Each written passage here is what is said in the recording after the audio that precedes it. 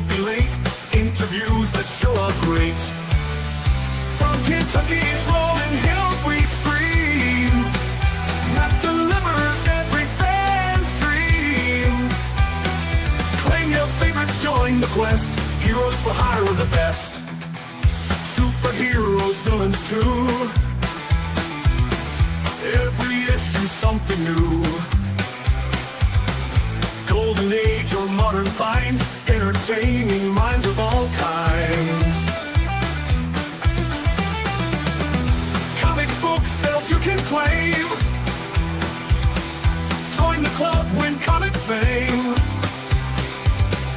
Hear the stories, catch the vibe. Heroes for Hire feels alive. From Kentucky. Oh, there you are. Well, welcome back live from Kentucky. It's Tuesday night, and it's time for my episode 11 of, see, I got tongue-tied already. That's why you should have a script, right? Well, anyway, episode 11 of Comic Conversations tonight, and I'm not going to waste any more of my guest time. He's backstage. I already bored him to death with my intro, which is probably about 30 seconds too long. But anyway, you probably seen him around YouTube. He's been doing this for, well, longer than I have, and he's got... I don't know. You probably see him. He's just a good guy. I've been on a couple of lives with him and I've talked to him, but he finally agreed to come on. We had a little mishap last week, but without any further ado, here is Comics with Bueller. Travis, how's it going, how you man? doing? I'm doing good. I first off want to say, we were supposed to do this a few days ago. I was really trying to get on here. I felt really bad because I blocked out the time to do it. I was in the middle of the desert, literally in the middle of the Arizona desert, right outside of Quartzsite, which is right up from. I was about 20 miles south of Quartzsite, which is just up from Yuma, and I just could not get a signal that day, man. I was trying really hard. I couldn't even open the browser, and which is sucked because I was really hoping to do it. But I'm back. I made a conscious effort to get to an actual city. A town. I'm outside a Cracker Barrel restaurant right now, parked in the parking lot for the evening, and I have regular good internet to use, and so I am all yours, my friend. All right. Mom, there's somebody. My mom just asked me, said, "Is he in Middlesboro?" I said, "Mom, there's more than one Cracker Barrel in the entire United States." Yeah, right, Middlesboro is a town near me. Yeah. Actually, Lee Majors is from my hometown, so. Interesting enough. I am in Casa Grande, Arizona right now, in between Phoenix and Tucson. And I broke down in Arizona one time. Yeah, it's nice and sunny here, and I like the sunny weather during the winter time, and the temperature is about 65 degrees. And it's going to be like 70, 72 tomorrow. So it's been colder than a well digger's hind end around here, as my granddaddy would say. Yeah, I'm not interested in that. But yeah, I was in Arizona, and it was funny. We broke down outside of Winslow, Arizona, and I was like, I was thinking this is like the Eagle song. I'm literally standing on a corner in Winslow, Arizona. Yeah. But we finally got the car to work. But see, me and my idiot friends decided to drive from Kentucky to Los Angeles. And on the way back, we decided we didn't realize, well, you drove 3,000 some miles. Maybe you should check the fluids in your car. Yeah, that's important, man. Trust me, I know this. Hey, Kenneth. And well, I'll ask you a question. I got a question about your travels later, but we'll start out with this. Sure. How did you get it? What is your origin story of how you got into collecting comics? Do you want my original one, like when I was a kid, or the one where my rebirth when it brought me where I am now? Well, you can just do both. We'll start with when you were a kid. We can, okay. Or just, explain, because you kind of have, I guess, the same way I did. Like I told you before, we were talking about how I just like threw my hands up and gave up. Yeah. Over my, okay. Yeah, go well, ahead. My original one was very young. I was 5 years old when I kind of saw comics at the grocery store. This is a very common story. I think we all kind of fall in this pattern. But I was captivated by the colors and by the superhero type thing. And I think my original comics I had were probably like Bugs Bunny stuff, and like Looney Tunes and stuff. But then I saw like the Avengers and like X-Men and stuff. And I remember I used to get an allowance of like $2 a week, and I lived kind of out in the country, and the local grocery store was about 2 or 3 miles in the town or whatnot. So I would, on Saturday, I ride my bike in the town with my $2, and I would buy one of those 3-packs of comics that were in the cell phone bags. Oh yeah. Stuff. So that was like $1 for the 3-pack. And then I had $1 left, so I bought like a soda and a candy bar, and I had like a quarter left, and I played arcade game at the arcade. So that was my $2 allowance. And so that went on for a few years. I really enjoyed that, and I got my comics. I was even putting my comics in like Ziploc bags, because I saw somewhere one time somebody had their comics in a bag, and I was like, oh, where did they get that? I didn't even know. Had never even been to a comic shop. And then from there, when my parents got divorced, like when I was around 7 or 8, we moved into the city towards Portland, Oregon. And from there, I kind of went to my first comic shop in Milwaukee, Oregon, which is the home of Dark Horse Comics as well. And I believe that comic shop was called Pegasus Comics. And I walked in there, and that was it, man. As soon as I walked in, I was like in love. And that's when I was really like, okay, bags, boards, boxes, organizing, runs, and all that stuff. And kind of just fell into it. And before I knew it, I had, I was like 13 years old and had like 30 long boxes of books, at like really young. And I started doing conventions when I was 14. 14 years old, I was doing Comic-Cons, selling books at the Memorial Coliseum in downtown Portland. And my quote business name was Fourth Dimension Comics and stuff. And that was the name of my booth. And I did that all through high school. And I kind of fell out of it collecting during high school, but then I was just selling stuff. And then after I graduated high school, me and this girl from high school that I liked, we never dated in high school, but we got together after high school. We kind of hooked up, and then I was around 20, and then she got pregnant, and then I just sold every book I had. And we bought a car and everything. We went to a comic convention together. We had a booth. Her name was Alicia. She's the mother of my 2 children. She's my ex-wife. And we took whatever I had left. We went to the convention, sold everything I had, and then I had like 2 boxes left, and I sold it to the guy next to me at the booth. And so by the time I was 21, I was totally out. I was done with comics, turned the page, going to be a father, going to do that stuff. And from 21 to 40, okay, or 40, well, no, that's not 21 to about 42 or 43. I didn't walk into a comic shop at all. I never had any interest. I never, I just wasn't there anymore. And then when I was about 42 or 43, my friend Damon called me, which was a high school friend, a longtime friend. Actually, we knew each other in grade school. He had called me, and I didn't have anything going on. He's like, hey, you were in the comics in high school, right? I go, yeah. He goes, hey, there's a comic shop open up down the street from your house, like literally like a mile down the street. And so I was like, okay, I'll walk in there. I'll go check it out. So I just walked to Gladstone and walked into the shop. And the first shop I'd been in since I was 20 years old, and smelled comics again. They had our back room with a bunch of 50-cent boxes. And I walked back there with like $5 and bought, $5 worth of, West Coast Avengers, which was like my favorite back in the 80s and stuff, and that was it. I walked up and I asked the guy, I said, hey, is there anything I haven't done comics for a long time. I go, can you recommend something for me to read, something somewhat newer? He goes, Astonishing X-Men. And so he gave me a trade paperback of Astonishing X-Men, and I took that home, and that was it, man. The ball started rolling right from there. It was like within from that comic shop to like doing YouTube, as far as like my first video was like maybe 2 months. And so walking in there 2 months later, I'm making a YouTube video about comic books. And then from there, puts me where I'm at right now. So that's kind of how everything kind of happened. Yeah. Well, Bub's World says cheap comic book issues always bring us back. Yes, they do. Especially when you don't have any money. Yeah. Mine was kind of similar. My Uncle Ray passed about, God, I guess it's 10 years now. and he was a colorist for this independent company in Daytona. I mean, not Daytona, Dayton, Ohio. Sorry. And he was like an amateur art. He was tried to get. He never got anything published, but actually got one of his prints. But when he died, he really had no any other relatives except my dad, and it went to him. And then when my dad died of cancer. Mom had him in there a while, and I was kind of oh no, I'll just put it this way. I used to get in a lot of trouble. I won't elaborate, but I was a problem child until I was in my 40s.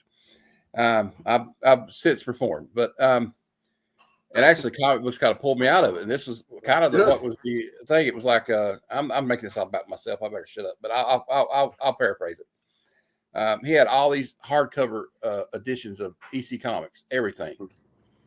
Stuff signed by Bill Gaines. It was not like he didn't have the actual comics, but like the hardcover, like 4 book sets they had, and he had a bunch of Dave Stevens stuff and Frazetta, Ramparella, and Mom said, "This stuff's collecting dust. I don't want to get back into it, And then she's like, "Well, I'll split with you." So I said, "Okay."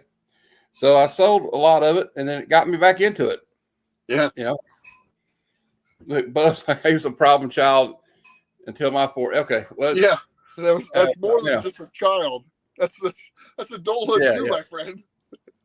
But I think it was also something about, I don't know about you, but do you feel it was like something about trying to recapture something? Like I went and I started immediately like recollecting G.I. Joe. Yeah, it was just something I enjoyed doing. I enjoyed collecting books. I enjoyed having a hobby. That's a nice Bucky's coffee mug, by the way. I have that same one, so just so you know. But it was just a hobby I could get into. Again, it was kind of just a piece of my childhood that I kind of probably let go when I really didn't want to let go, but I didn't really have a choice at the time, because you got to grow up and do the stuff. You got to do adulting, yeah. Yeah. So, and I don't meet a lot of people. Like I said, this story is somewhat similar to most people's story. It's like we were into it, life happens, I'm away from it, I can go back to it eventually, and then you go back to it and you figure out, hey, I always missed this, so this is a part of me. And I've heard that story from a lot of people. I have very similar, different instances, but somewhat similar. So I kind of fell into that as well. So I can't complain. And it's finding that hobby again, finding comics again 7 years ago, for me, very much so, it changed my life. I mean, it wasn't just something I picked up and started collecting comics again. It literally changed everything about my life. And so for me, it's much more significant than someone just kind of finding a hobby again and jumping into it. So, yeah. Well, see, I have muscular dystrophy. I don't have, it's called, is it Becker? I think it's called Becker. There's different kinds. If you have Duchenne's muscular dystrophy, you're in a wheelchair by the time you're 18, period. Yeah. 14, maybe, even younger. And, but I got the kind that's like a slower, but it's gotten worse. And in the last 4 years, I mean, I still can walk, but I have to, it's tough. And then I need to lose some weight, obviously. So I may need to talk to you about that later. I think you've done pretty, but anyway, I digress. Well, I mean, I'll just tell you, Matt, seriously, I mean, definitely, I am kind of in the same boat. I have cerebral palsy on my whole right side of my body. And obviously it's a birth defect. I've lived with it my whole life, and it does affect you as you get older, as time goes on. Cerebral palsy causes a lot of issues and stuff like that. So that's been very important for me to take care of myself over the last couple of years, because, we're not getting any younger, and I want to enjoy my life. I want to enjoy the places I go and the things I get to do, even with this disability I've been with my whole life that affects, half my body.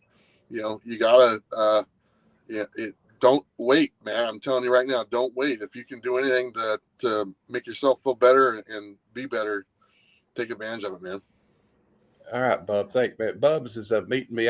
He's who I'm getting the comic books off of. Okay. So he's going to help me get the heavy lifting in and everything. So I can't wait to meet him. He'll be the first fellow YouTuber I've met in person. I'm sorry, because you'll probably be let down, but whatever. I was just first. I'm sorry. What a hell of a first, right? All right. Yeah, I was just saying, but I was in a deep depression and I couldn't get out of the house because we had to wait to get help to get a ramp built because it's like all the red tape trying to get assistance. You know how it is. Sure. No, I know. Probably gonna get much worse here lately. But anyway, I digress again. But I was just like, I didn't leave the house for over a year. You know what I'm saying? I was just like, I wouldn't even want to get out of the bed, but this brought me out of it. I don't want to dwell on it because I'm fine now, but I'm serious. People may make fun of me for saying this, but comics helped save my life. It got me out of thinking like that negative stuff and I have something to do every day. And then I started this. But anyway. I can totally appreciate that. Thanks, man. Well, see, we got a lot in common already. Yeah. Well, what was your favorite? What's your favorite comic book series now, or like of all time? If I had to pick one, like it'd have to be Chris Claremont's run on X-Men. I mean, just the simple fact that he wrote it for like 20 years. And, I remember reading Avengers, which I loved, and then reading X-Men, which like, ooh, this is kind of, edgy, a little bit, Yeah. And just to have the same writer, write these stories that last 20 years, and the continuity of it, I don't think that will ever be duplicated. I don't think it's possible for anyone to do that again. So if I had to pick one, if I'm stuck on a desert island and if I want one run of books or one run of a writer, it's definitely Chris Claremont's X-Men. And I think I had at one time almost his entire run in my collection. I'm pretty sure I did. Now that I think about it, I think, yeah, I could honestly say I think I had almost at least like 98% of the stuff that he did for the Uncanny X-Men. Yeah. So, but that would be my favorite kind of like of all-time run. As far as like something current, like within the last 7 years of what I've collected, I've gotten back into. If I think about it, I'd probably say I really like, and it's still going on. I like Ice Cream Man. It's it's a fun book to read, and I think the latest issue just came out last week or the week before.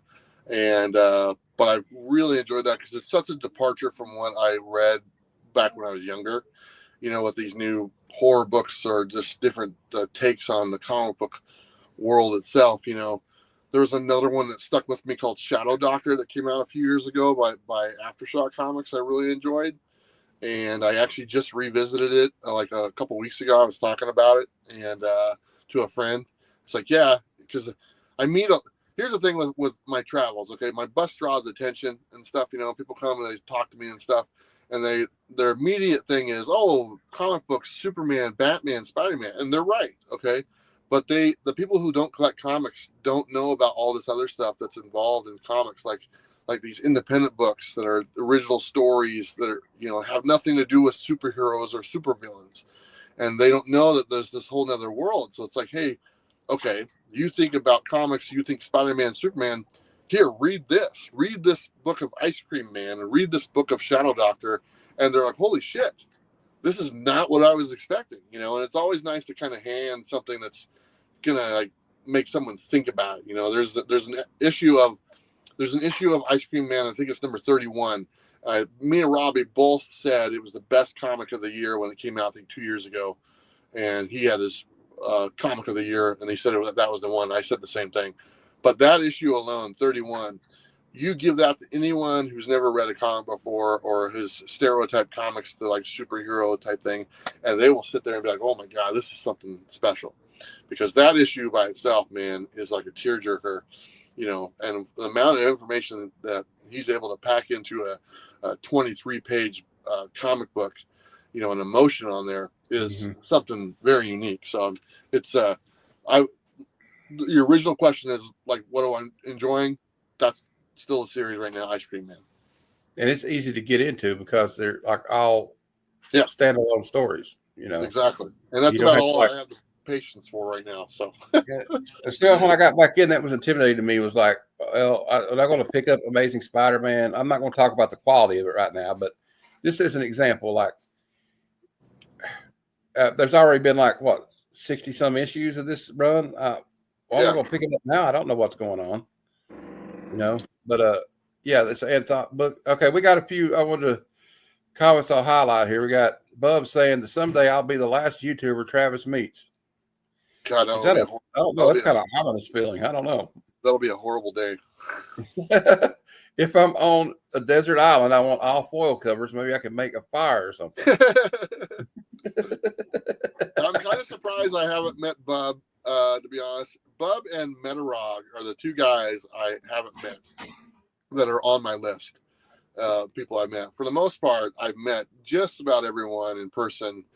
And obviously I have a unique opportunity to do that. But Bub and Metarog are two guys I've missed.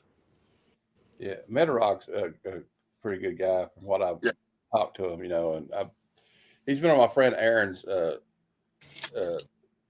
hangout show before. I like him. I like Bub too. But we know what's great is just all the meeting of these people. You meet a lot of great people. And Bub lives like 2 hours from me. Oh, right. Oh, I'm sorry. But it's like Bub and Metarog are two of like the guys I've known from almost the beginning of when I started doing this. So that's kind of why they're on the list. Yeah. So. Well, one of these days, maybe if he goes to Heroes Con, we can all hang out or something. I hear that the breakfast bar is the place to go. I don't know. There you go. At the well, we got I kind of forgot where I was at, but I know where. Okay. Sorry, I have my list of questions. I feel like James Lipton. I don't know if you know that reference. Okay, yeah. Inside the actor's, I have like standard questions because sure. I have a few others I want to ask you though. Like I kind of put some, cater to whoever I got on the show. Okay, why did you decide? When did you decide, or why did you decide to do YouTube? Why did I decide? I don't. You know what? My original thing to decide to do YouTube was just like. I watched some videos and I'm like, oh, that looks kind of fun. Maybe I can do that. I watched some basic videos and I think I watched like Metarog's video and stuff, of him showing some of his books. And I just kind of wanted to jump in and make some videos. Now, did I ever think that it would actually amount to anything? No, that wasn't the goal. I mean, that's like, lightning strike or whatever, it just doesn't happen very often. But I got lucky. To be honest, I mean, people ask me, it's like, oh yeah, how did you make your channel into what it is? I go, honestly, I just got lucky.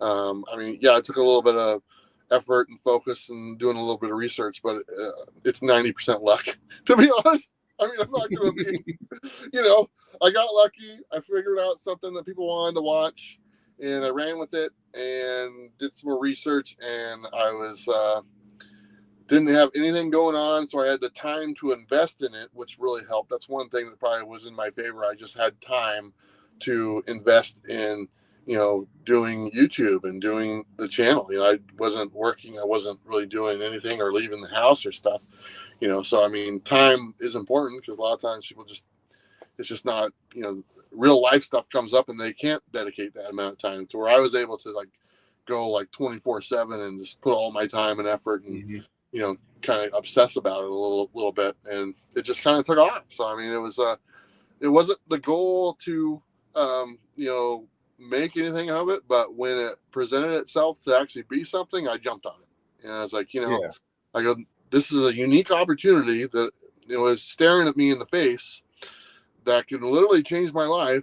I would be doing if I didn't invest my time and effort into it, I'm going to waste it, and I've wasted a lot of my life already and I don't want to do it again.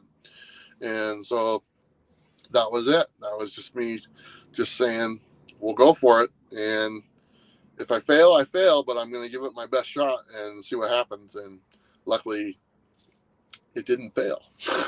Yeah. Well, was there like a certain point, like when you realized like, well, this is kind of catching on, like, was there like a certain video you released, or like just where you're like, wait a minute, I'm getting more than I thought I was going to get out of this? There was like my fifth video. I think it was like my fourth or fifth video that I put out, like from the very beginning. My fourth or fifth video I put out, I remember I went to sleep one night and it had like 50 views. Okay, because at that time there, maybe 20, 30, 40 views. I went to sleep one night and I woke up the next morning. It had 1,000 views. Oh wow! And I was like, oh. What the hell just happened? And then by the end of the weekend, it had like 5,000 views. And so that video propelled me to make more stuff, and that video was really the one that kind of held its own for a while I was trying to make other videos. It was still going strong and still getting me subscribers to that one video. And so that helped build my channel. So if you have a video that's doing well, the best thing for you to do is make more videos for people to follow along and do it. So when I saw that video kind of hit and started to do well, I just kind of, that was kind of when I was like, okay, what do I need to do to get monetized? You know, subscribers do I need? How many hours I need? So I started keeping track of that. And then once I got monetized, because I think I got monetized pretty quickly, I think 6 months, maybe even quicker. I don't know for sure. But once I got monetized and I was rolling, and then I just kind of said, okay, I'm making some money off this. How can I, you know, make more money, I guess? That's maybe the question. So that's kind of how it worked. Uh-oh, we lost Travis. Uh-oh. I think he'll come back in a minute. Let's see if we can get him back on here. Lost him. Oh, well, I'll wait around. We'll see what happens. I think his signal went out. That's what happens when you're on the road, you know. But I'll entertain everybody for a minute. Hold on. I got something I can show you, I guess. I'm going to dip here. You can tell I'm from Kentucky. All right. Well, we have some, hopefully he can make it back. But I'll show you some out of context panels of the week while we're hanging out. If you don't come back, you don't come back. I'll have to check my phone and see if he'll make it back. Well, here's one. It says, call it even. I owe you thanks. I'm Yan Winter, editor, Rolling Stone, and I presume, are Daredevil. And he says, don't tell me I look like Alice Cooper. So we got that. The slave at first rebels bitterly against feminine control. This is absurd, ridiculous. What a fool you're making of me. I'm making a man of you. Learning to submit is the final test of manhood. Okay.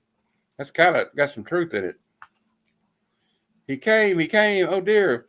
What will he ever think of seeing me in these horrible clothes? An artist isn't that nice. I love art. It is not enough to love art. One must be art. I beg your pardon? All right.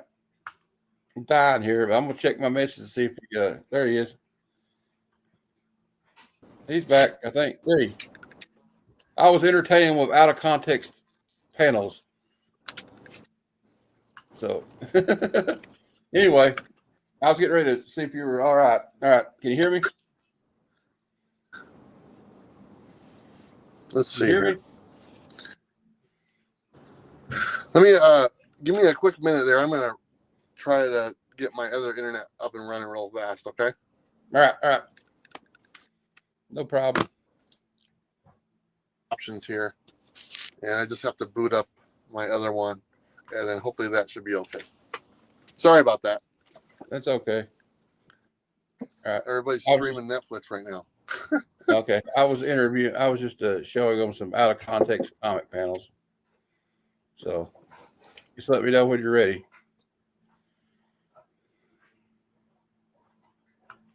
Here's another one I like. It says, have to run now, MJ. I can't wait to get home and polish my button.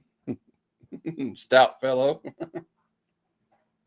She got a Mary Marvel button on, I guess. Well, a girl burglar, no less. What are you after? The family jewels? Oh. That was actually pretty good. All right. Oh, here's Archie, I guess, or somebody. He goes, oh, boy, I don't think this was such a hot idea after all. If you don't, Ginger, maybe you'd better sit this game out on the bench. If you don't mind, I'd rather stand it out. Meanwhile, on Earth, what's the Spock one against it? It might help if we had some idea why we're being pulled. I know why, Captain. We shall breed a race of super beings. Holy smoke, how am I going to get out of this? So there's a few. I thought they were kind of funny. We're waiting on Travis to get the his internet back and running. This is kind of, I think, when you're traveling like he does, this is just kind of par for the course. But let's see if I can find. I want to entertain you guys while he's gone with a video that I made. I animated this video. I think the music's all right. I don't care if it ain't. We're gonna play it.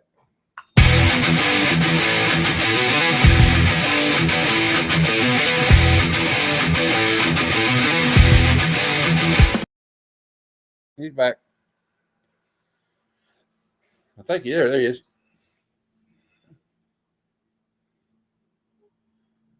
Did you hear it? You got it muted, I think. There you go. There you go.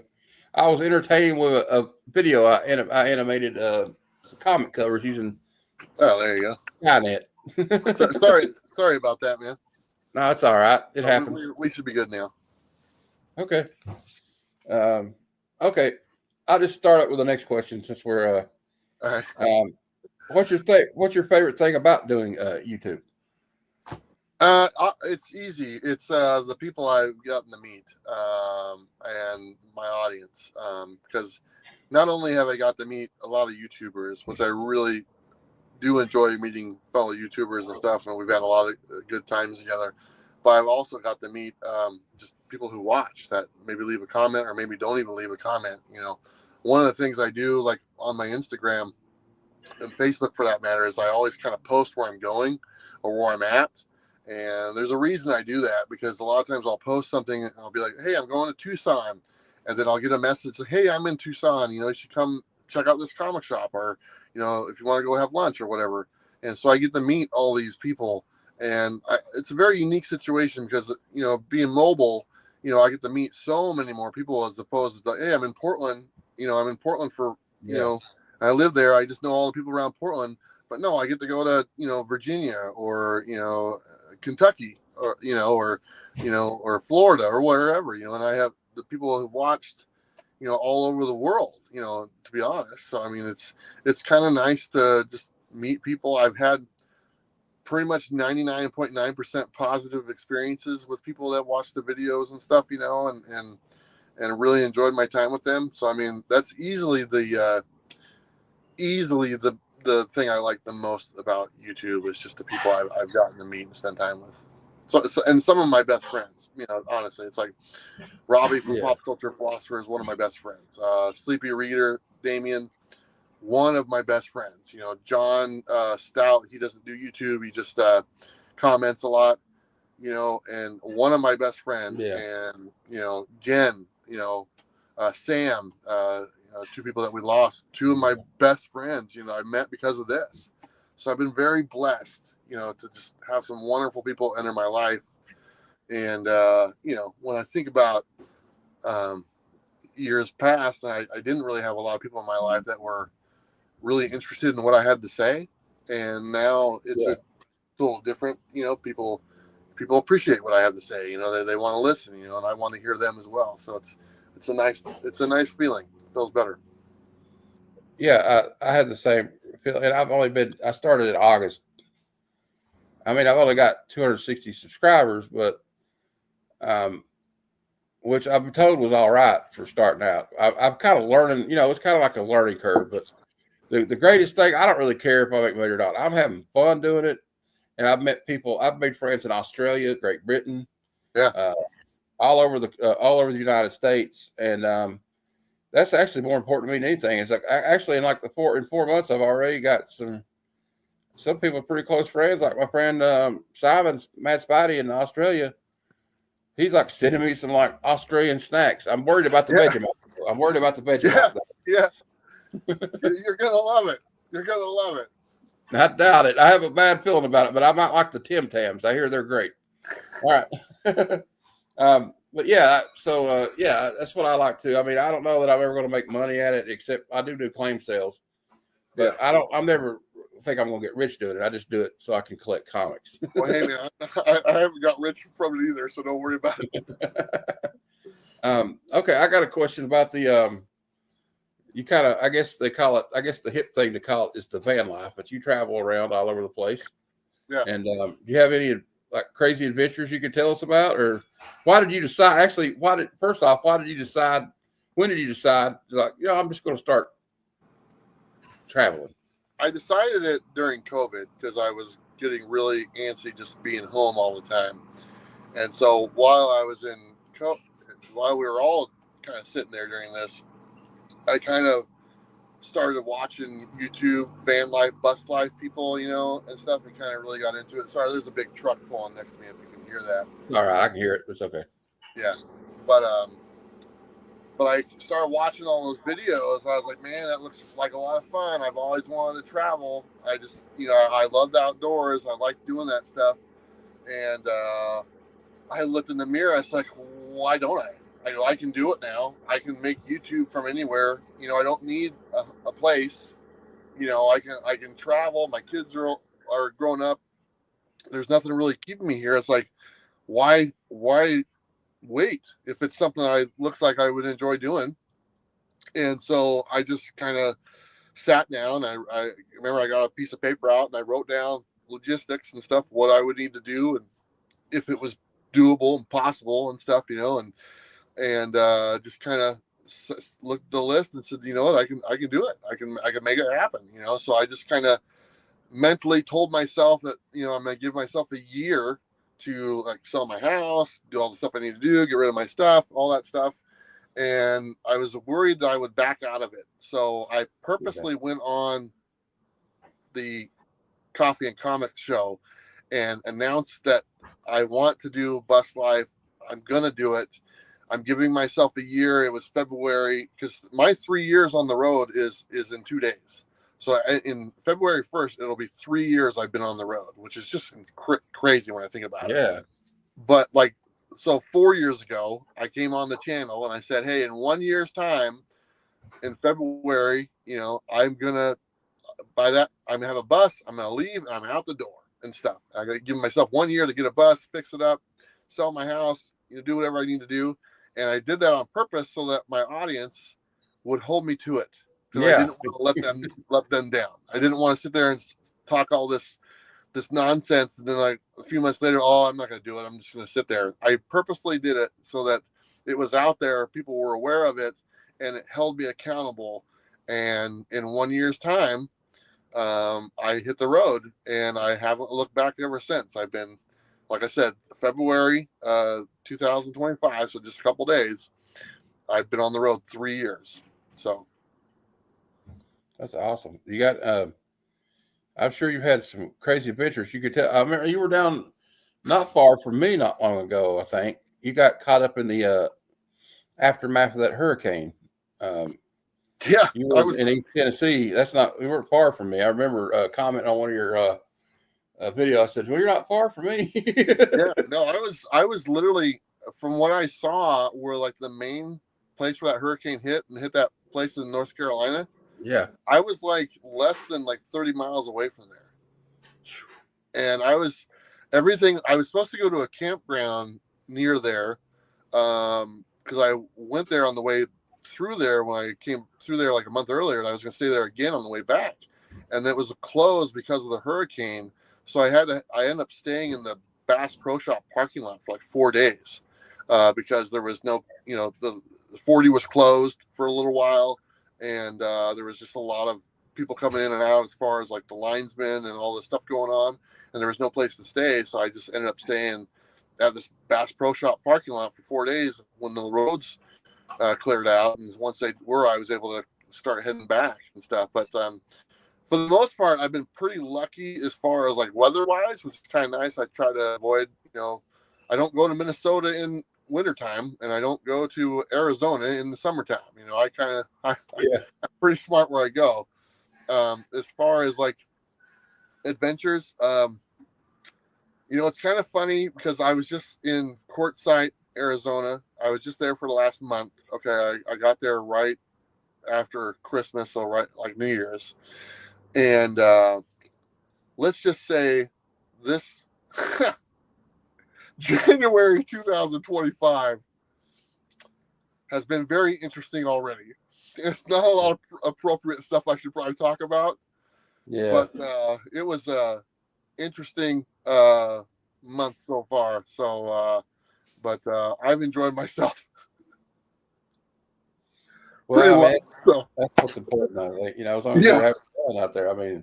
yeah, I know, stuff happens, but I mean, I guess we have to like pull ourselves up by our bootstraps. And I know I didn't know her, but my heart goes out to you. I don't know if I should say this while we're doing this, but I watched a lot of her videos of Jen. I watched her channel. I never interacted with her or anything, but like, I've lost people to that. My stepdad and yeah. my uncle, and some friends. So my heart goes out to you, man. And I like how you tried to help her out. I even helped make a video when you were like she was doing her GoFundMe, and I remember seeing it. and it just is something that means a lot to me too. And I'm glad that you were able to, go see her and everything. I don't want to open up a wound, but I mean, at least you got to see her, again. Yeah, yeah. No, So I just want to say that. Jen was a very, very wonderful friend of mine, and we loved each other. And it was definitely like a big brother, little sister relationship between us. And seeing her go through everything she went through was very heartbreaking. And but I'm trying to really focus on the great times that we had, and like the laughter and stuff, and all the fun memories that I got to share with her and everything. So that's the stuff that's going to stay with me. And so I'm very thankful to have those moments. All right, I'm sorry, I didn't want to. Hey, no problem. She's on my mind. She's on my mind a lot. So I just wanted to say it because I didn't get to meet her, but I wish I had. You know what I mean? She seemed like that kind of person. She gave off a good vibe. And well, all right, let's go on. She was a real pervert. You know that, right? I heard you talk about on was it John's Comics with Kids? They had tribute show. Yeah, she's a real pervert. So well. I work now. I wish I even got to know her even more. All right.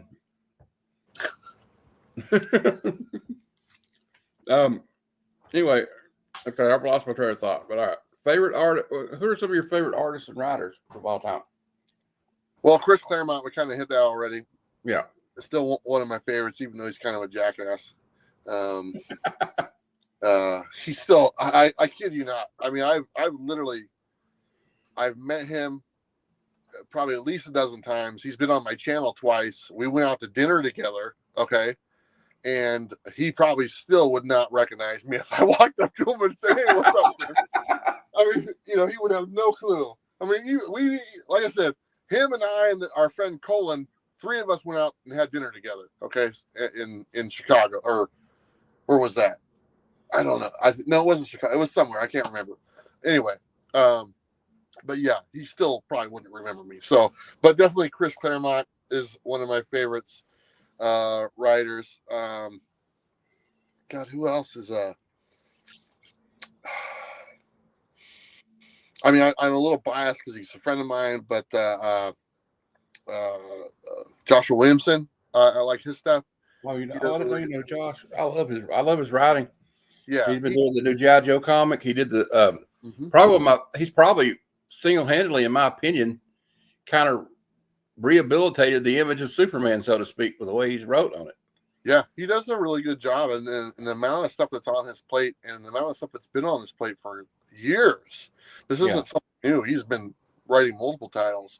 He's a very nice guy. I met him many years ago. He lives in Oregon, and so we've we run into each other, and it's funny because we always run into each other like in Comic Cons across the United States, but yet we both live in Portland or whatever, So it's like the last time we ran into each other in Portland, we were walking down the street, and he was walking towards me down the street, downtown Portland. I'm like, "Oh, hey, what's up, man?" And so we were just sitting there talking, getting caught up and stuff. But he's a nice guy. He doesn't do any stuff anymore, obviously, and I was friends with him as well. But I really, when I got back into comics this time around, I really liked Donny Cates' stuff. All the stuff that he was doing, I was a big fan of. And I wish I don't think he's ever coming back. But and then getting to know him and stuff, I really enjoyed our time. When we got to know each other. So I enjoyed his writing. As far as like art stuff goes, I'm a '90s guy, so it's the Jim Lee, it's the Rob Liefeld, it's the Todd McFarlane, it's the Mark Silvestri, it's all those guys, doing that stuff right there. Yeah, I mean, come on. I mean, all that '90s stuff, man. Just anything from Image, the first one Image came out, I was like, oh my god, this stuff's so cool. It's like rock and roll, That's kind of what it felt like and stuff. So I'm always a lifelong fan. Yeah, they were like the punk rock, heavy metal guys of the early '90s. When they came out, you're like, yeah, that's what I want to read right there. It was in your face. And but I remember, like, when I was younger, I didn't really recognize. I didn't really pay attention to who wrote it or who was the artist. I just thought this is a cool comic, looks cool. I'm going to get it. I'm going to read it. But I remember looking back and seeing like one of my first memories. It's kind of locked in my head forever. Is going into the convenience store, 7-Eleven, with $5 that I got for my allowance. Yeah, and getting Amazing Spider-Man 322. Nice. And it was Todd McFarlane. I didn't know that at the time, but then it was like the middle of the story run, right? Like an story arc. I was like, well, now I had to harass my mom to get part 1 and 2 of the show. By ordering, back issues. Like, remember in the back of the comics, you could order from like Mile High, yeah, Marvel, and I had to go back. I had to know what happened before. Oh yeah. Right. So I did that, and then so then they realized later on. I don't know if you're like this, but that these guys have been with you a long time. You just didn't realize it. Yeah. So yeah. All right. That's normally the case. Yeah. And then the same way with Mike Zeck. I didn't know he was doing it. Mike Zeck, his work on the Punisher and Captain America was really great. I always thought that those images kind of jumped off the pages and stuff. Yep. That's the type of stuff. Right, there's certain artists like you can just identify. It's like that's who that is. That's who and it's easy to identify. That you don't have to like take a second look. Like right now, if you want to identify Frank Miller's work right now, it's easy to identify because it looks like garbage. I know, and I hate it because I love him so much. I love his work, but not so much right now. But it's a little different. I mean, sorry to anyone who is enjoying what his work is now, but in comparison to what his work was, there's no comparison. So me and some friends of mine have a theory on that. I'll run it by you. I think he's just messing with us. Well, that's one of them. But I think also that a lot of these artists, and I think this is John Romita. I don't think some of these older artists like him and John Romita Jr., sometimes I feel like the medium they have to use now, it doesn't translate as well, like digitally. Yeah. And but also with like Frank, he was good at collaborating with people like Klaus Janson would do his inking. His ex-wife did the coloring. And now he doesn't use either one of those. And I think you can kind of tell a difference. And he can hardly move his head. Like his head's like this now. Yeah. I don't know if that has something to do with it. So, but I guess it's like watching Michael Jordan play for the Washington Wizards. He still averaged 26 points a game. That's true. But it was just like hard to watch sometimes. I mean, you know what I mean? It's like Steve Young. When he was like getting too many cut, you're like, he needs to quit playing. Yeah. Or Favre, the same thing. Though I don't really like Favre as a human being, but that's neither here nor there. Okay. What are some of your favorite, your favorite comic book characters over the years? Punisher has always been my favorite. Pretty much from, just seeing those Mike Zeck covers, for that limited series, and like, oh man, that looks so cool. And I remember I had the Punisher magazines and stuff. I thought those were cool. And Punisher, Wolverine, those are probably my two favorite Marvel characters. As far as DC, it's kind of, I kind of like Plastic Man, to be honest. I thought he was kind of dumb, but I was like, okay, he's kind of cool, And but I think that those are probably I like the Flash and Firestorm were other two from DC that I enjoyed. Trying to think, Rogue has always been my favorite female character, and still is to this day. I don't know. I mean, it's kind of got a thing for her. So I do too. But yeah, easily the Punisher is my favorite character, and just because he was kind of like he's just a regular guy, he's just a regular guy. Mm-hmm. I saw that one on my video. I was like, "Ooh, that looks pretty good." I only got it because of the cover. Regular guy. I remember watching the Dolph Lundgren Punisher movie, and yeah, that was kind of cool at the time, obviously. And then so that's easily my favorite. I still have the Mike Zeck books. I had the Punisher first appearance, but I think I ended up selling that to a buddy of mine. Or no, I'm sorry, I gave it away to a buddy of mine. I was watching that video. You had to stream your friend, and you'd AOK'd it to him. Yeah, that's right. He's also a big Punisher fan, and I just didn't, with me traveling, I don't really, I don't want my books just sitting in a storage unit, for the rest of the time and stuff. I'd rather either get rid of them or give them away to people that would appreciate them. So I mean, I had the Amazing Spider-Man 129. My friend John, he's been a really good friend. He's a big fan, and I was like, you know what, just give it to him. He did. It needs a better home than sitting in a storage unit, in Portland, Oregon for the next 5-6 years, whatever it is. So I'm like, you can have it. So it's kind of nice. That is pretty cool, man. I like that. That's another good thing. We're talking about the community, but like, I have friends that right now, like, I'm going to send you this. And I'm like, we don't have to do that. And like, he's like, my friend Scott. He's like, I said, Scott, you don't have to do that. He goes, I know I don't have to. And I did that. Like, people got mad at me, but I like giving stuff to people. Like, my stepdad loved Christmas, and he didn't like getting presents. He liked giving them to people. Sure. So I gave out a lot of stuff. Like what one friend was like in Louisville, Kentucky. I sent him a heavy metal magazine from the 70s. Not a heavy metal magazine, but heavy metal. Yeah, I know what you're talking about. And I've said that before, but I'm used to see the only people I know that love comics are people on YouTube that I talk to. So yeah, yes, I still have to get out of that mental block because people will be like, "What are you talking about?" I don't know what you're talking about. But anyway, he's like, "Why did you send me this? This thing's worth like a $50 book." I said, "I don't care. I wanted you to have it." Yeah. You know what I mean? That's just the way it is. I used to get, obviously, I used to have a lot of people send me a lot of stuff over the years when I was, at a physical address, and almost on a weekly basis, stuff would show up just from, other YouTubers, but mainly just from people that watch the videos and stuff, and it's been. I always appreciated getting stuff, but it's been kind of nice to not get stuff. If that sounds, because I mean, you can't mail it to me anymore.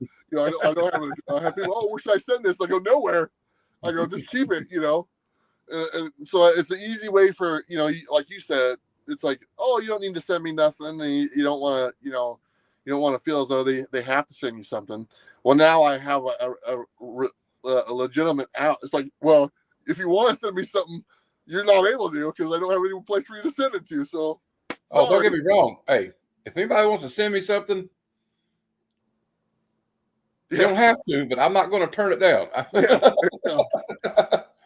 But I mean, it's just great to have people like, I don't know. I know I'm gushing about like the YouTube comic book community. You hear a lot of people complain about the negativity but that's a small percentage of people, really, in my opinion. And I just don't go for that anyway. But do you collect anything else besides? I guess you really don't. I don't know. Do you collect anything else besides comics, or have you collected anything else besides comics?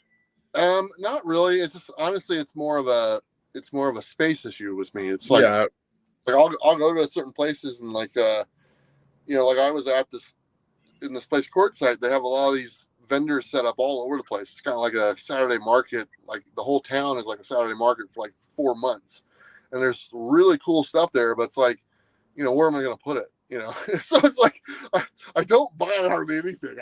I don't spend hardly any money unless I buy food or whatever. I don't. It just I see stuff that's kind of cool. Oh, I'd like to get some of those. Like I was just talking the other night. Oh, are you a rock hound? Do you collect rocks? I go, oh, I like rocks, but where am I going to put them? It's like, I got a very small space. So as far as what I collect, I don't collect anything physical, if that makes any sense. So I know what you mean. I know exactly what you mean. yeah, everything I collect is more like, I collect, like, here's the hiking trail I want to, it's on my list.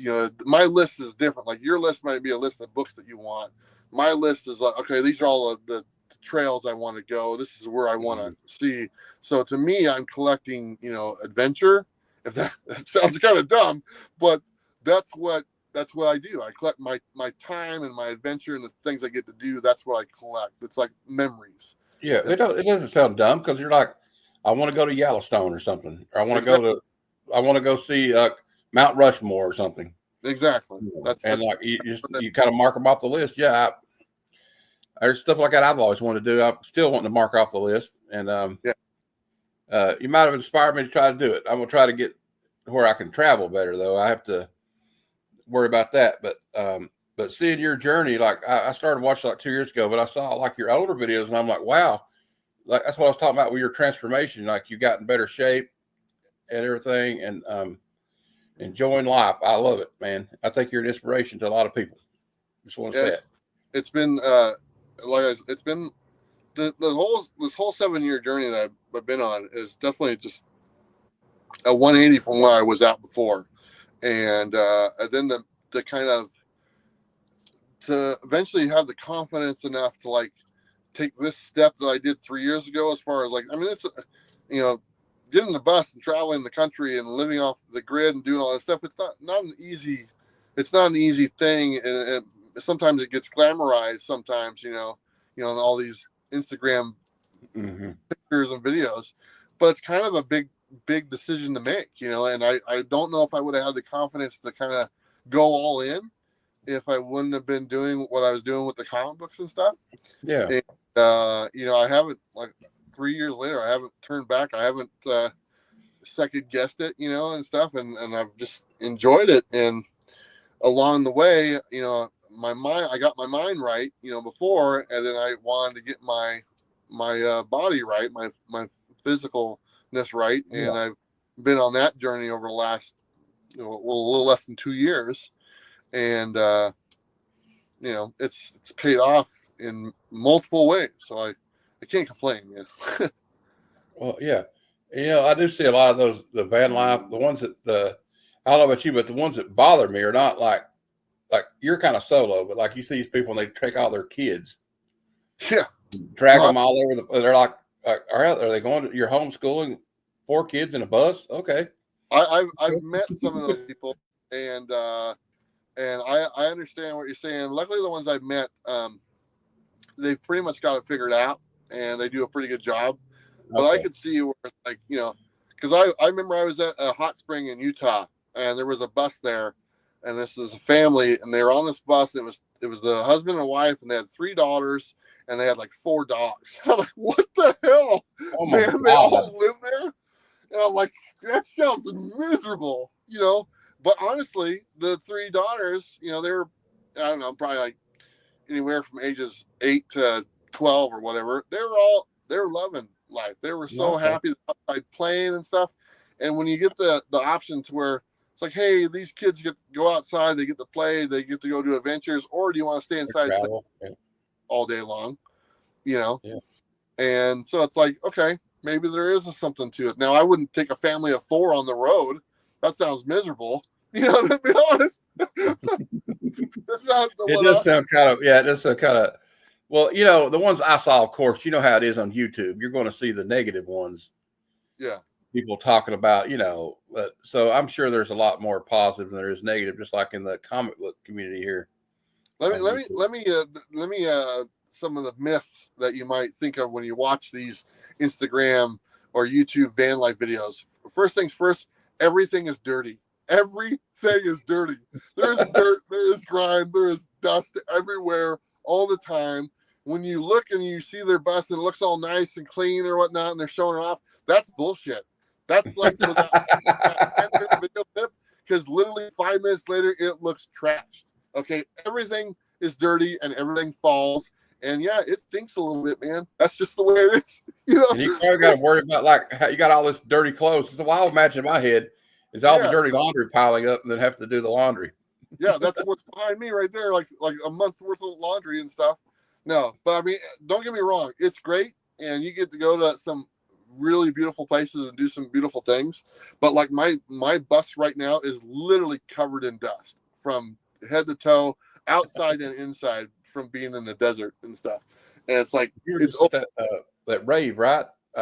Yeah, last week. So I'm sure you got dust everywhere, all over the place. Yeah, it's just nuts. I mean, you know, it's like, oh, there's dust in my water, or there's dust, you know, it's just like, so it's not all, you know, sometimes it gets cold. It's not sunshines and rainbows all the time. Not all the time. I mean, some the days, you know, okay, today I got to go, you know. I'm glad that you're having fun though doing it, man. You know what I mean? It just, yeah. And you know, I guess, you know, YouTube honestly helped give you the freedom to be able to, I guess, make that decision like you were saying earlier. Yeah, without that I couldn't do it. I mean, that's just how it is. It's just without the YouTube channel and having that having the revenues that have come from the YouTube channel, not just like the revenues from like the views, but the other stuff I've been able to, like, you know, the sponsorship deals, the Patreon, all that stuff that's all directly because of the YouTube channel. You know, like multiple different revenue streams coming in has been able for me to kind of jump on this lifestyle, because everything that I make, 100% of what I made is from the YouTube channel is what I live on. I don't have any other outside income from a regular job or nothing else. It's all literally because of the YouTube channel and what has the YouTube channel allowed me to do as far as like I said, the sponsorship deals and all that stuff. So I'm not like doing anything on the side. It's all directly related to that. So that's awesome, man. Maybe one day I hope to be able to get to that point. You never know. Yeah, you never know. It's like I said, I got lucky. Lightning struck. I jumped on it, and it could happen to anybody. To be honest, I mean, it happened to me, and why couldn't it happen to someone else? I keep plugging away. Like I mean, I don't have any expectations, you know. But I know one thing. I don't know if you noticed this. Like even in the few months I've been doing it, I'm catching on more and more and learning other tricks of how to edit stuff, how to make thumbnails. Like I made the intro video, and I think after I've watched it, I'm like, I like my intro video, but I think I can do better. So I'm gonna keep on trying to improve. You know, it may be going a little bit longer, but I had to add Elmo in there going like this with the flame. That was my favorite part of the fire. that put a smile on my face. So I think I've about ran out of questions, but do you mind taking a couple of questions from the chat before we go? I'm good. All right. Anybody in the chat want to ask some questions to Travis here? Now's the time to do it, or speak now or forever hold your peace. I see Steven Spock in there. He's one of my original people that have been watching me for a long time. He actually sent me a X-Men 94. Oh, cool! And it's a well-loved copy, but it's the only X-Men 94 I've ever owned, and that's the only one I ever need to own. So thank you, Steven Spock. I see him. He pops up in the chat a lot. I like. Seems like a nice fellow. And I've never met him in person. He doesn't know how you spell Bueller. I was going to do it today. Bueller. I'm not going to Bueller. I'm sure you've not heard that before. No, he's been asking me that for 5 or 6 years. Same question.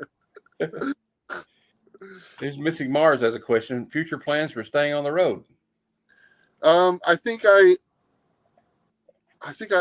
my original thing was a 5-year plan. Okay. And I think I'm pretty solid on that 5 years.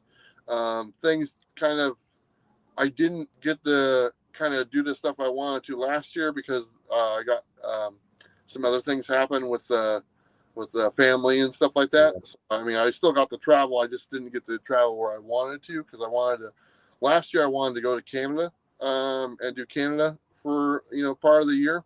So I wasn't able to do that. So I'm hopefully going to be able to do Canada this year. Would be nice. And I do know that I don't have any desire to go past Texas anymore. I really enjoy the western part of the United States. So I didn't like Colorado, New Mexico, Utah, Nevada, Arizona. The main reason is everything west of Texas is there's a lot of free camping, a lot of BLM land, and you can always find places to stay. So 95% of the BLM land is west of Texas. 5% of the BLM land is east of Texas. Mm-hmm. And so it's really expensive to go to that part of the country because there's not a lot of free camping. There's toll roads. You got to pay for everything, So really, when I go that east, I'm hopping Cracker Barrels, overnight and stuff. That's where I'm staying. For the Bass Pro Shop. Yeah, Bass Pro Shops, exactly. So my theory is, if I have to go east, I'll just fly there. I'll take the train or something like that, because it's cheaper. And like I'm going to Orlando on the 4th. I'm not going to drive there. I'm just going to park my bus at the long-term parking in Phoenix, fly there, be cheaper, go there for a week, hang out with everybody, and fly back to Phoenix. Yeah. If I go to New York or Chicago or something like that, I'll just fly or take a train. And because I've already been to all the states over there, the only state I haven't been to is Maine. That's literally in the last 3 years, the only state I've missed besides Alaska and Hawaii. I've been to Hawaii, but not obviously in the bus. But is Maine. Maine is the only state I've not been to, and I really don't have a desire to drive all the way up to Maine just to mark it off the list, So I don't think I'm going to make it there. But if I do go through Canada, because my original thought was I'll go through Canada, I'll enter through Washington State, I'll drive over and come out around New York and stuff, and that was my original plan. And but I didn't get to do that. So maybe this year I might be able to figure something out. But I already have some plans kind of starting to take shape this year. But I do see myself probably on the road I would say I'm at the halfway point. It's probably it right now at 3 years. And then maybe another 3, but I don't know. Maybe it might change. I don't know. Maybe something else crossed my mind. I mean, I'd like to take the train. You can get a 30-day rail pass, which is basically good for 30 days. And it was just on sale. I missed it. It was $299. And you can get an Amtrak rail pass for 30 days and literally travel the whole country for 30 days and go wherever you want to go. And it's like, you know what? I want to do that.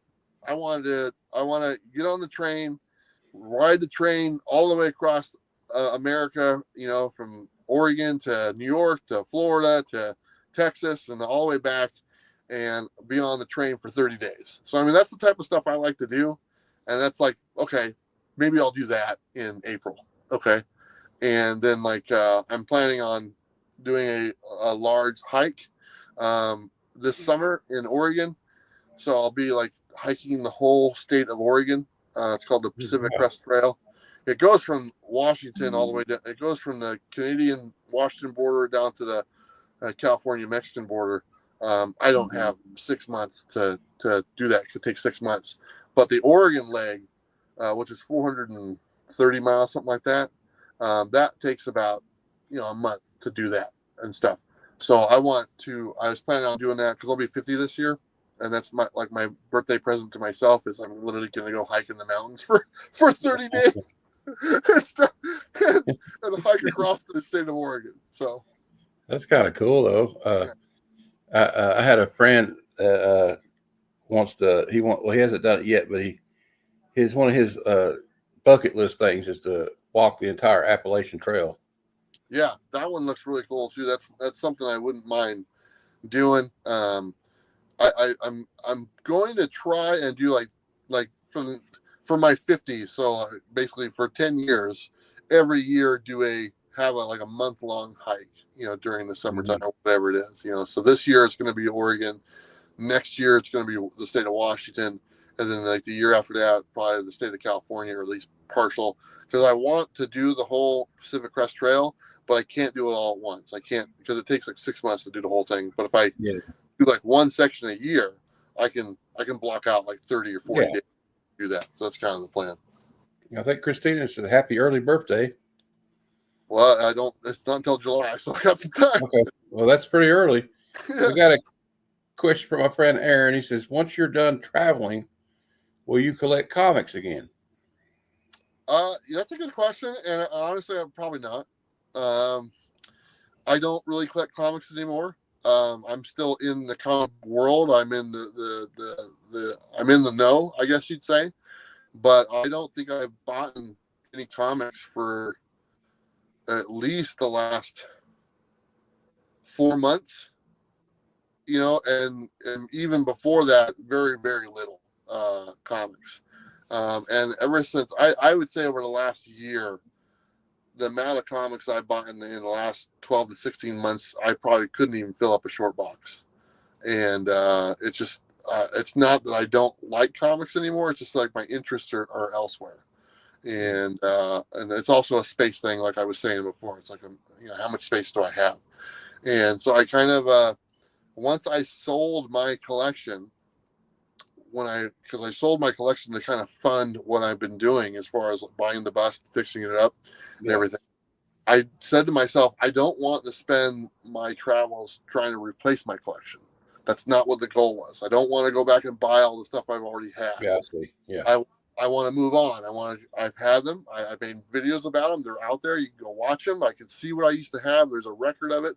I made videos called My X-Men Collection. It's all my X-Men books. My Avengers Collection. It's all my Avengers books. So I have that record of having these books. That's all I need at this point. I don't need to revisit that anymore. It doesn't mean, like I said, it doesn't mean I don't like comics. It's just that portion of my life is kind of its own portion and stuff. And now my interests are kind of taking me other directions. That's not to say if I don't hear something, oh man, you got to check out this book. It's so cool. I'll probably, here's the thing. Marvel, Boom, and Image send me their books every week, digital copies of the whole library. Okay. I get an email every week of all the Marvel books, of all the Image books, and all the Boom books. And I don't think I've opened that email in over 2 years. Wow. And they send it to me every week. I'm surprised I'm still on the list. But I get them like, a week before they come out.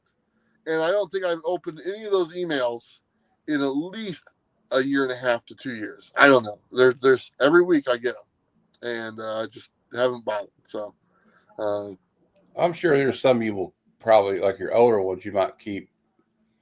Probably. Yeah, I mean, I was into, like, the last ones I was like getting into was the G.I. Joe stuff that Joshua was doing. Yeah. And I think I got the Duke run. I think I bought the like 4 or 5 issues, whatever that was. And I think I read the first 3. And I'm pretty sure that's the last books I've actually read. And I just bought those to read them because I was interested in G.I. Joe, Joshua writing them and how he was doing. And I think that was it. I was collecting The Walking Dead Deluxe and trying to put together that run. And I think they're on issue 106 comes out next Friday.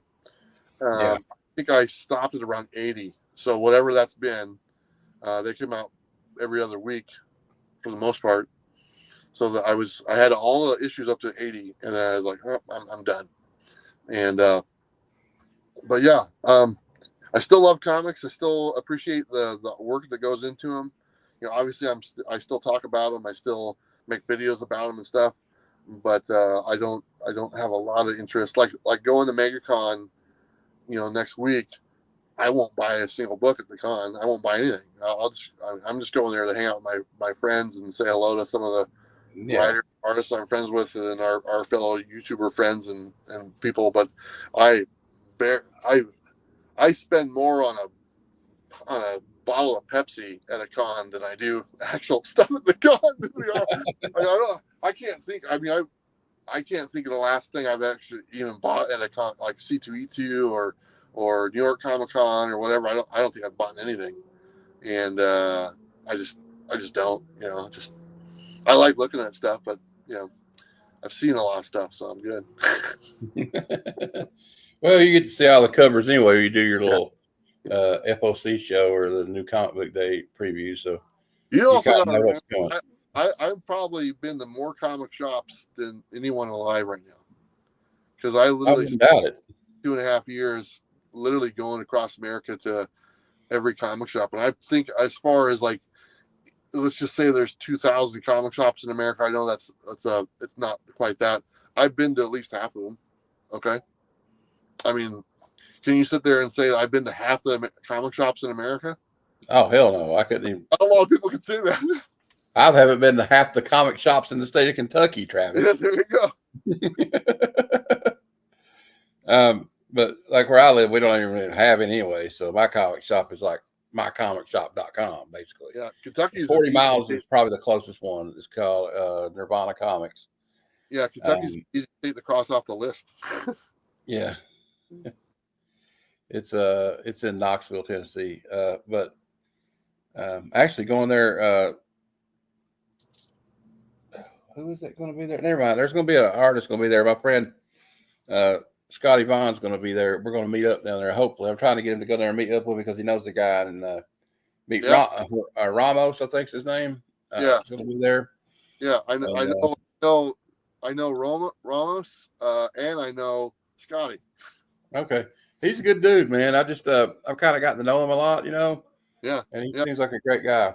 I met Scott in person a couple years ago, and I think I was in Chattanooga, Tennessee, and I met him in person, and he came on the bus. We hung out for a little bit, and then last time I was going through Chattanooga, Tennessee earlier last year, I stopped off and we went and had lunch together and stuff.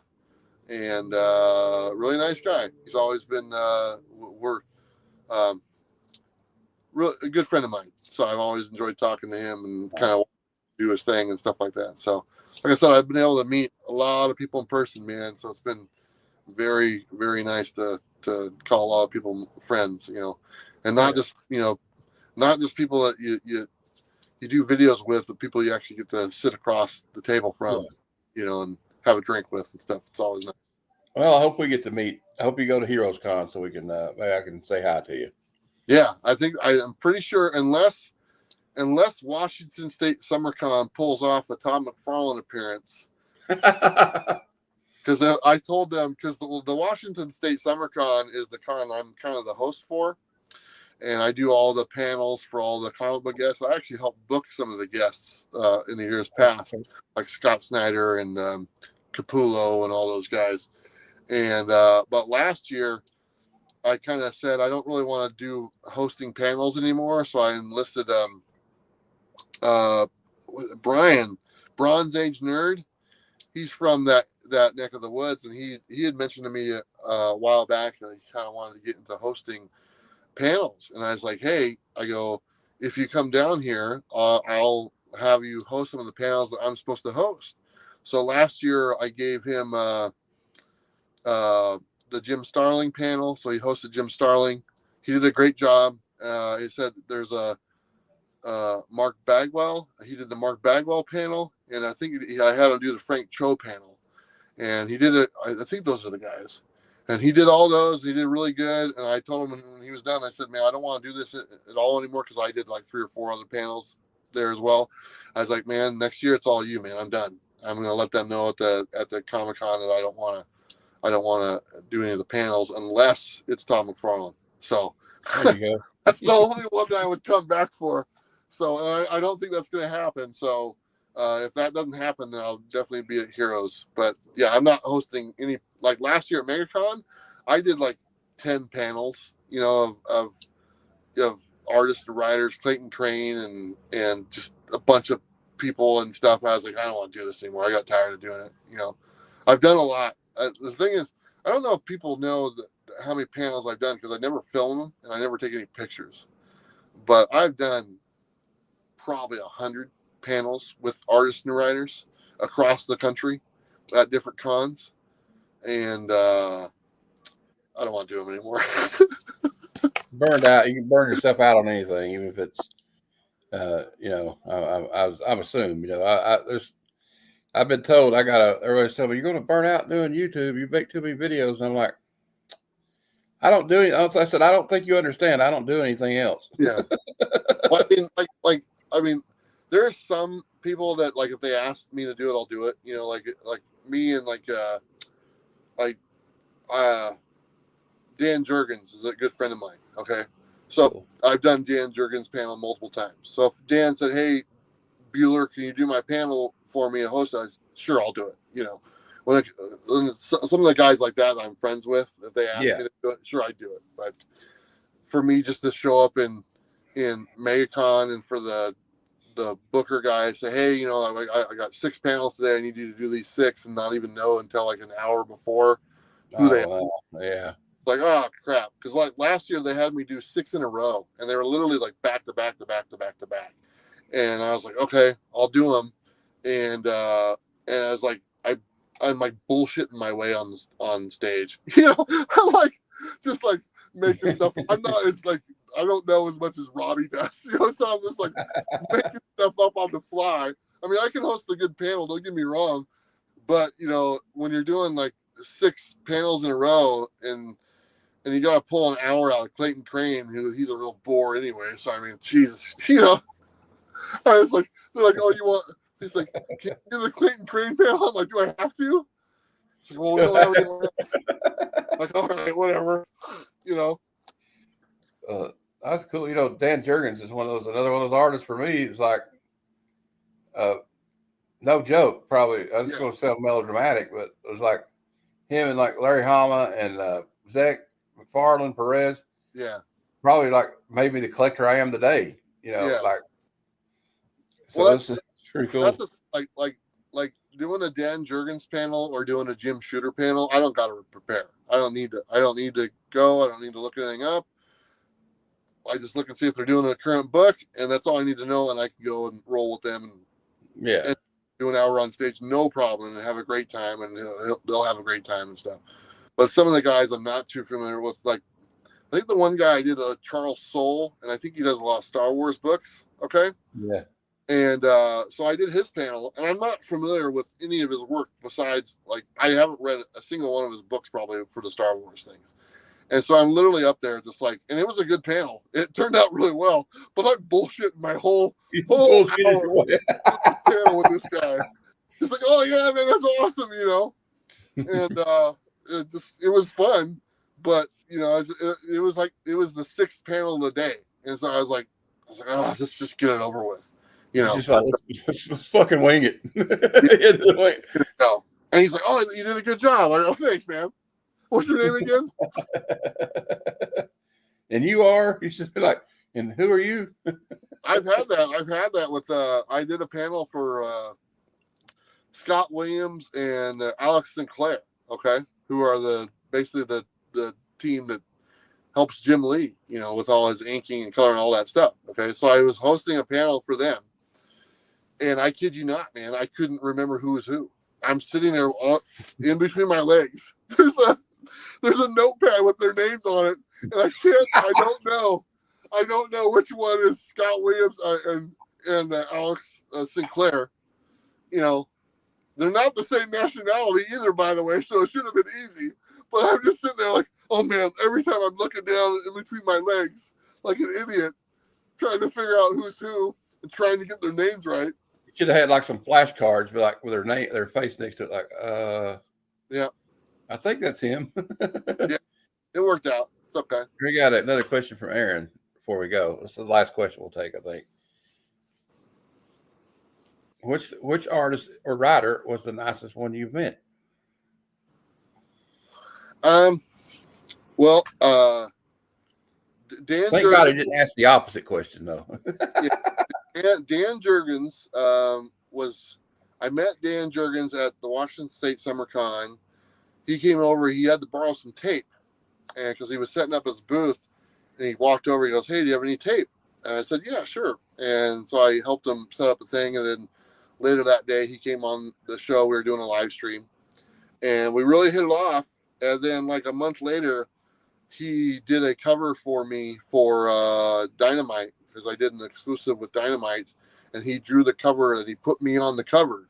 And so the Mars Attacks versus Red Sonja. So Dan Jurgens is the first one that actually drew the version of me in a comic book. So he's got a very special place to me. And every time we run into each other, he's always very kind. And so I really liked him. I know that a lot of people have had are very opinionated of Donny Cates, but Donny Cates and all the times I met Donny Cates were very, very cool.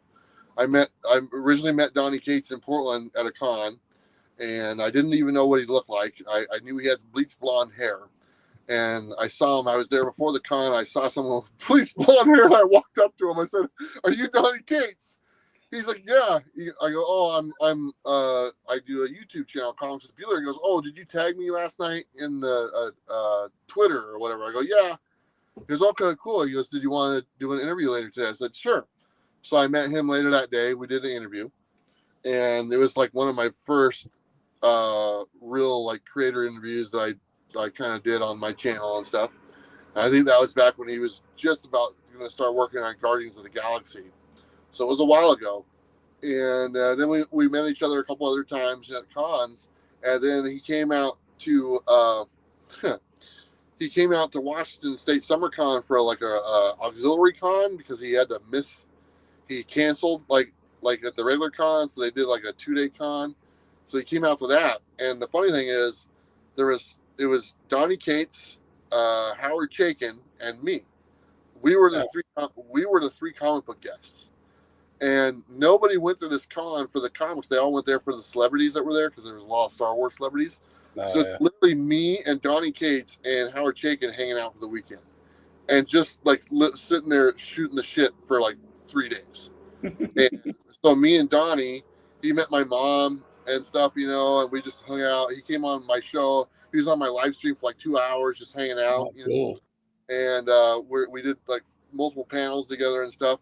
So we got along really well, and it was really chill. And then I saw him again, like in New York, and he's like, "Oh, what's up, Bueller?" and stuff, and so Donny has always been really kind. And then the last time I saw him was when he made his appearance at San Diego Comic-Con, not last year, but the year before. And this was like after he got out of a coma and stuff, everyone was wondering what happened to him. And I didn't even recognize him. I walked past him, and he kind of looks at me, and he's staring at me, and I look over, I go, "Donny?" He goes, "Hey, man, what's up?" And I walk up to him, and he just, he's just disheveled, his hair's long, he doesn't look like himself.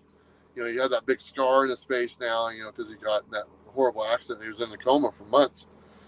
And I said, "What's going on, man?" And he kind of told me everything that was going on. He told me what had happened and everything. He kind of filled me in and stuff. And nobody knew at the time what had happened. And I sit there and I told Donny, I go, "I'm not going to tell anyone, dude." I go, that's your story to tell. I don't want to be the guy that kind of breaks the story about where you've been and what you've been happening. I go, we're friends, and he appreciated that, because he knows I'm a YouTuber. He knows I could have just ran and got on a camera. Happened to Donny Cates, but I never said anything about it. And then it came out a couple weeks later what had happened and stuff, but he was really cool. I would say those two guys, and then a good friend of mine. He kind of does some independent work.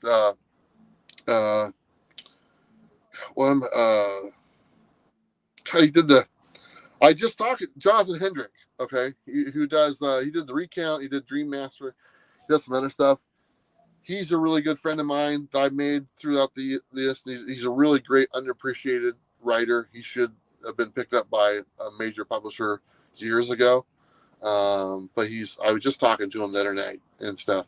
So like I said, writers, artists, I made a lot of really great friends and YouTubers, community members, viewers. I've been very blessed over the last 7 years, man. A lot of really good people have come into my life, and been very lucky. So I can't complain. That's awesome, man. Well, hey, I really appreciate you coming on here. You know, I said I only have like a couple hundred subscribers, so I think it's kind of a testament to the kind of person you are that you would come on and let me talk to you. So I really appreciate it, and you're welcome back on my community hangout show anytime you want to come on. I appreciate that, man. Thank you so much. I had a good time. I enjoyed it too. I got to learn some stuff, and you kind of inspired me. I'll be honest, to try to do better with my health. So thank you for that. And I had a really good time doing this. And I'm gonna show everybody, tell everybody what I got coming up. You know, because I call it shameless whoring myself out. But Friday at 8:30 p.m. There will be another episode of Comic Conversations. It'll be episode 12, and my guest will be the Great Legend Show. And as always, we have the Hangout Show. I'll be on Gary B's live stream Thursday. So my community show will be tomorrow night at 8:30. We call it the Comic Lounge. Although I may have to change that because I noticed there was a channel called Comic Lounge. And keep looking for the first episode of me and my friend, the Crazy Hungarian, Joe, the Crazy Hungarian. It's going to be called Matt and Joe's Bad Cinema. We review a bad movie, one of those so bad it's good movies, every week. And the first movie we're going to review is a classic Andy Sedaris film called Hard Ticket to Hawaii. It has everything you want: explosions, women with big breasts that were former playmates, a giant fake snake, and remote controlled helicopters. What else do you need? Right? That's perfect right there. And it's I don't know. I kind of got into this. I watched this guy named Jason Brandt. He's got a YouTube channel called shout out to him. It's called he got a show called So Bad It's Good. And they'll go over like old canon films and stuff. And if nobody's seen the channel, I highly recommend it. He's doing pretty good with it. He's got like over 100,000 subs, and he seems to be having fun with it. So I don't know how they get away with some of the stuff they get away with showing the clips, but they must have some kind of, I don't know. Maybe it's because it's obscure movies, you know. And then it's Sunday at 6 p.m. Eastern, as always, the Sunday Super Show Extravaganza, where we go over new comic book day previews. I'll give you my picks for the variants of the week. We have out of context panels of the week, as you saw when we had the technical difficulty. We do the trending 20 comics of the week as per the Key Collector app and the Hot 10. So, and I ripped that off from Comic Tom. So thank you, Comic Tom, for giving me that idea. All right. But anyway, until next time, true believers, Excelsior.